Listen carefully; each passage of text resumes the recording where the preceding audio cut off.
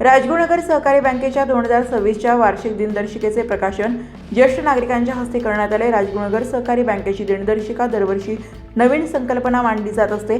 बँकेचे संचालक राजेंद्र सांडभोर यांच्या संकल्पनेतून तयार करण्यात आलेल्या या दिनदर्शिकेत अत्यंत महत्त्वपूर्ण माहिती देण्यात आली आहे। पारंपरिक ऊर्जा स्त्रोत या संदर्भात माहिती 2026च्या दिनदर्शिकेत मांडण्यात आली आहे। प्रकाशन सोहळ्याप्रसंगी बँकेचे अध्यक्ष सागर पाटोळे यांच्यासह सर्व संचालक, बँकेचे कर्मचारी, अधिकारी, ज्येष्ठ नागरिक मोठ्या संख्येने उपस्थित होते।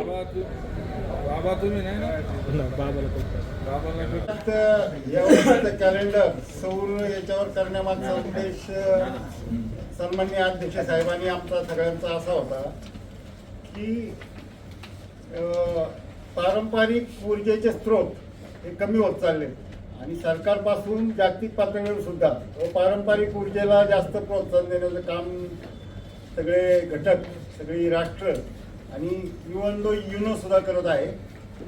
तर त्यासाठी लोकांमध्ये जनजागृती व्हावी, सौर ऊर्जेचा जास्तीत जास्त प्रसार व्हावा, यासाठी आम्ही ही गोष्ट करतोय। सरांनी, शिंदे सरांनी आणि सरांनी त्याबाबत सांगितलं, त्यावर अधिक काही अजून सांगत नाही, परंतु ही अतिशय काळाची गरज आहे की सूर्य सदा तळत राहणार आहे आणि कोळसा, पाणी वगैरे गोष्टी ज्यांच्यापासून आपण ऊर्जा मिळवतो त्या हळूहळू सीमित आहेत आणि कमी होत पण चाललेल्या आहेत। असो, आता तुम्हाला कॅलेंडरची माहिती सांगतो।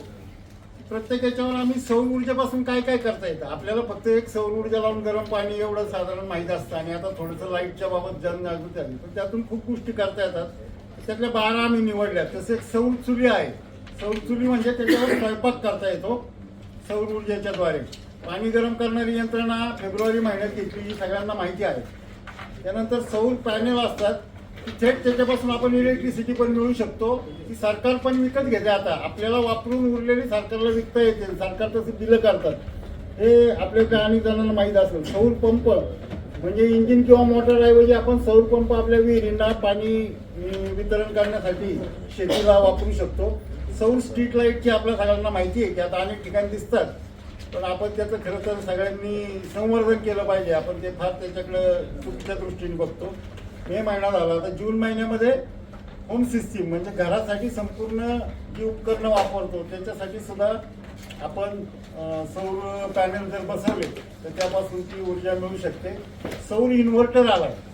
सौर इन्व्हर्टर म्हणजे त्याच्यात सूर्याची ऊर्जा साठवून तो ठेवतो आणि ज्यावेळी तुमची ॲक्च्युअल इलेक्ट्रिसिटी कट होईल किंवा वीज जाणं, आपण लाईट जाणं सोपे शब्द, त्यावेळी सुद्धा आपण त्याचं ते एक पॉवर स्टेशन सारखं होतं ते आपण वापरू शकतो। सेम बॅटरी स्टोरेज पण करता येतं सौर ऊर्जेवरती।